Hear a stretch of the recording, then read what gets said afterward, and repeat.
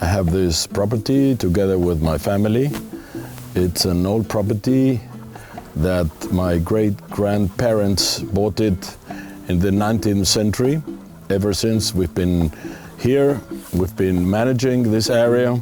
This area has two main different characteristics. One of them is the dehesa. The dehesa is a combination of trees and pastures, usually stone oak and cork oaks. They grow naturally, but they've been selected by man in order to obtain most of them, which are the acorns and the wood. In the middle of the property, you can find a marvelous Mediterranean forest, which is thousands and thousands of years old, in which only the strongest plants have been able to survive this harsh climate which we get in the central part of Spain.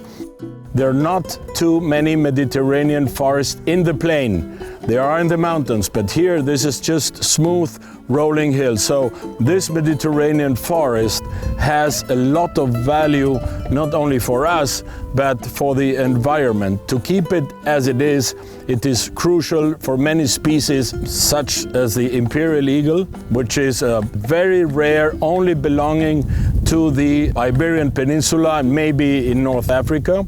What lives in here? Well, it lives a big variety of animals. We do use this as a hunting area. Why do we use this as a hunting area? Because there is nothing else that grows.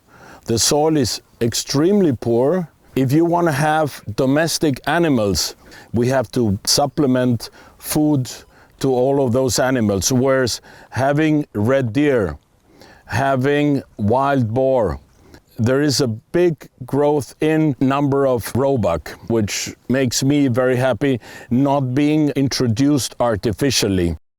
In this hunting area, we have what we call cortaderos, which are cuts in the middle of the Mediterranean forest between 15 and 20 meters that have double purpose. The first one is fires. Fires in Spain is a big issue.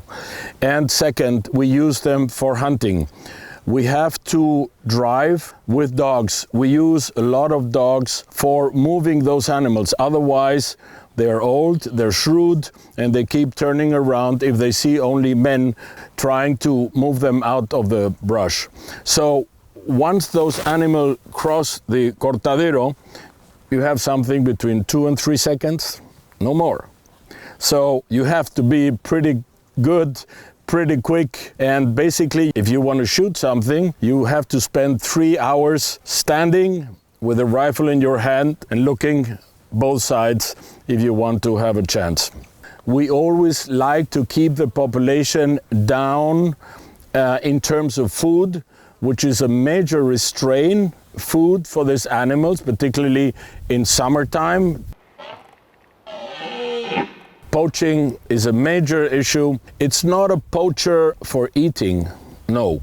It's a poacher that are looking for the trophies. If it's a stag, will be the antlers, and if it's a wild boar, they will look for the tusk. Another type of poaching, it's probably a minor one, but again, it's an invasion of your property. They look for trophies. The stags, they lose their antlers every year.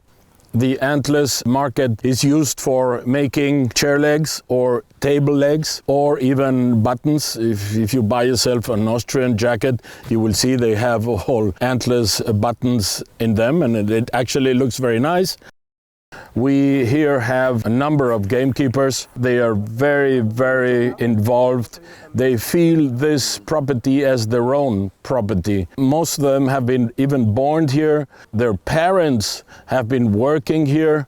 It's fantastic how committed they are and how grateful we are of having these people with us.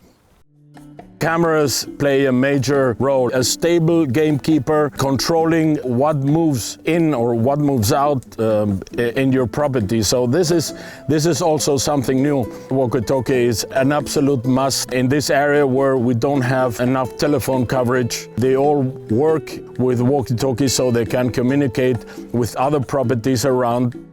Our gamekeepers don't have the authority of the Guardia Civil, the rural police, but they can call the Guardia Civil and they immediately block the streets and the roads to try and control who gets in and who gets out. They've done an amazing job.